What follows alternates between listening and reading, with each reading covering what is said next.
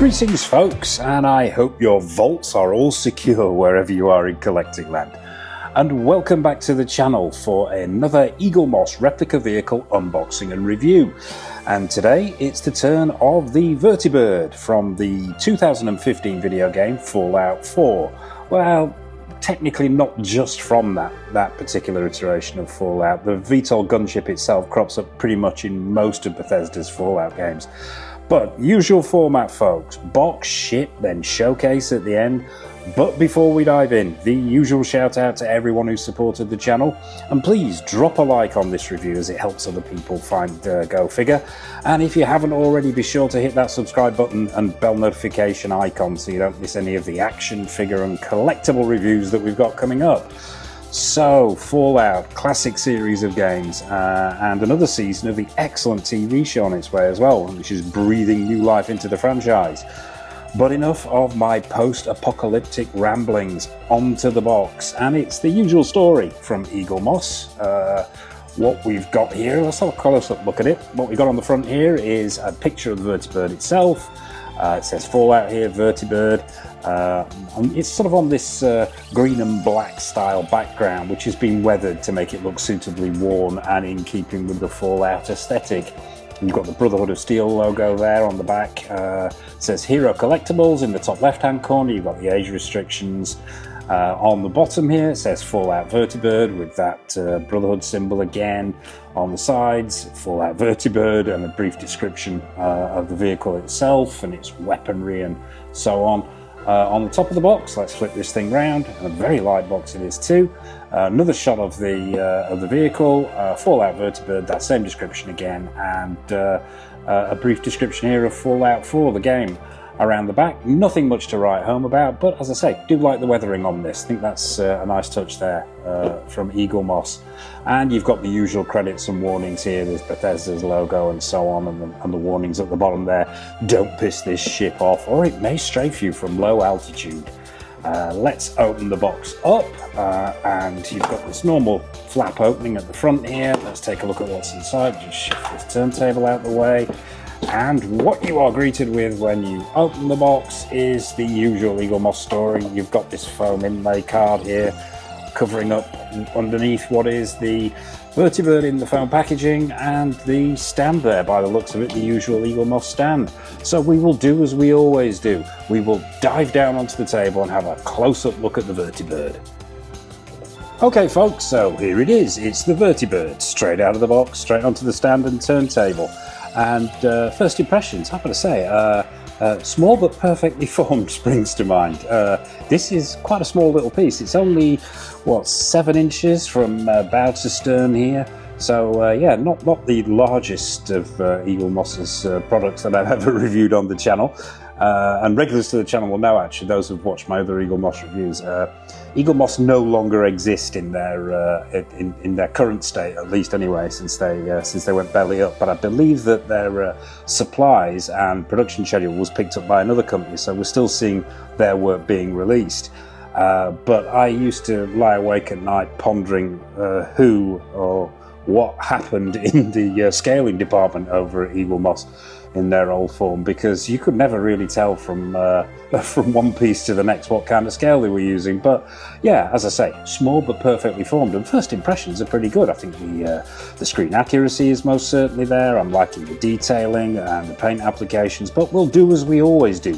Let's have a close-up look at this little chap and get him off the stand and turntable. Actually worth mentioning the stand at this point in time. It's the usual story from Eaglemoss here with this stand. We'll just pop the ship to one side for a second. You get this metal egg-shaped stand with a felt pad on the bottom, and this little sticker that says Vertibird and Hero Collectibles on there, made out of metal. So it gives you it gives the piece a solid grounding. So hopefully there's going to be no slipping or sliding around with it.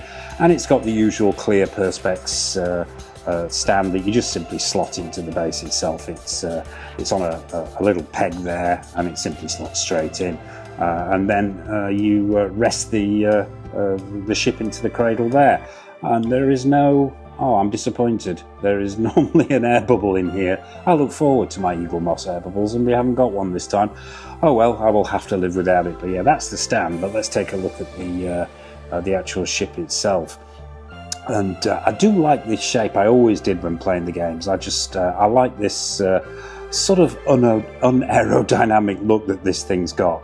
The VTOL blades on there, obviously they would rotate up, but there's none of that here. Now, my first issue, I suppose, out of the box, I don't like to start with issues because I think this is looking pretty good, but it says die-cast on the box. Now, Eaglemoss do include die-cast with their pieces, as we know, but this says, it didn't say all die-cast, but it says die-cast piece, and the only piece of die-cast I can find on this is this strip here, this section on the top. And I believe that is metal, and the only reason I'm saying that is because that is cold to the touch. The rest of this is plastic. So, I mean, I don't think you could really class this as a die-cast piece with one metal strip on the top there, but it is what it is. Let's take a close-up look. Now, straight away, I think the paint applications and sculpt are very good here. The proportions are on point.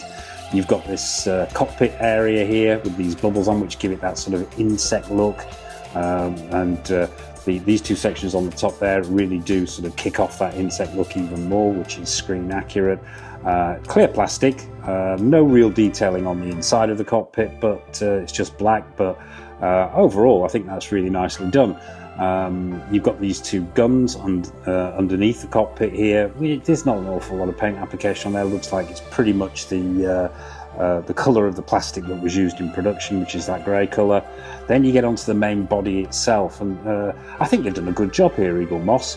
What it looks like to me is you've got this sort of deep olive green base coat, and then they've weathered it with browns and with lighter areas, very similar to what we saw on the Aliens dropship, the Cheyenne, in the weathering department there. But it works, and it works pretty well. You've got symbols on the side here pointing towards the engine vents at the back there. You've got on the tail section, you've got this red paint application going on, this weathered red paint application, which once again is screen accurate. You've got sculpted in rivets there, which is nice to see.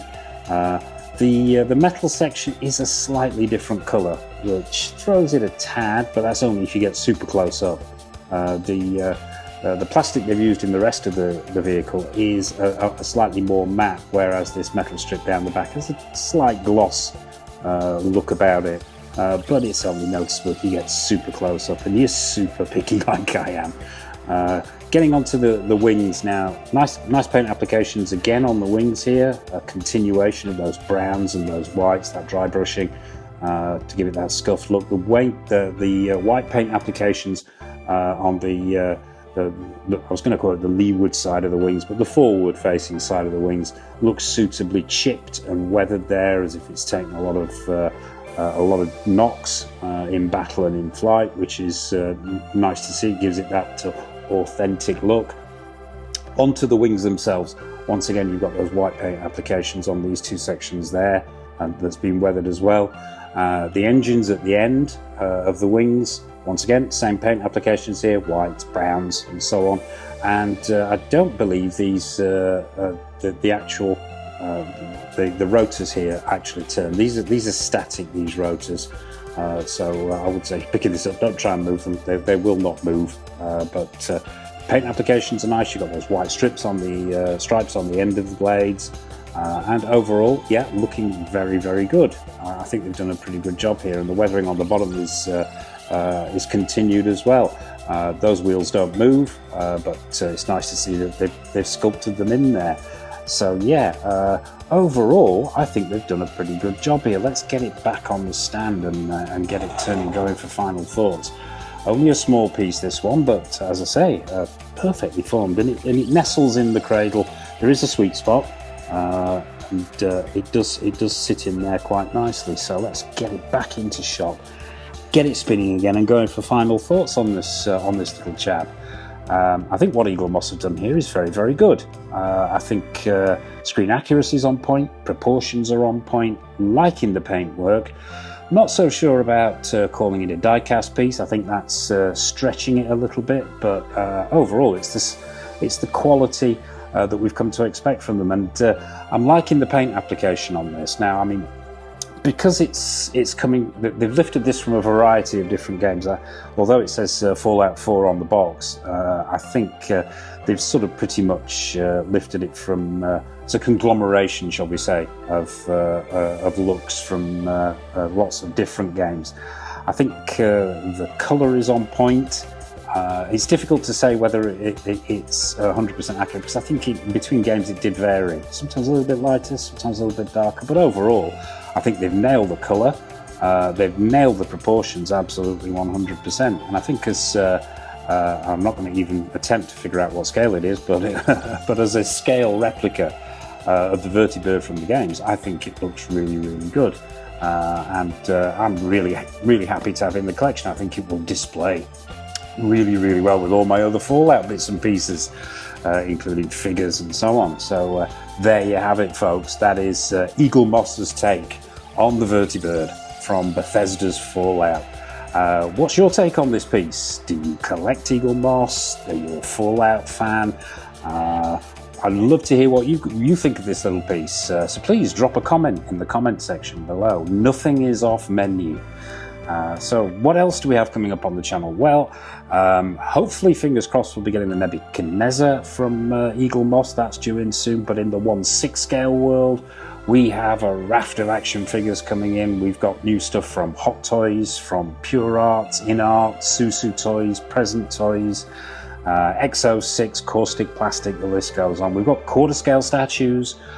We've got third scale statues, we've got collectibles and memorabilia in abundance. So as I mentioned at the top there, be sure to hit that subscribe button and bell notification icon so you're not missing anything. And I suppose all that remains for me to say is, from Eaglemoss's take on the Vertibird, a massive thank you for watching. Take care of yourselves as always, and without further ado, it's over to the showcase.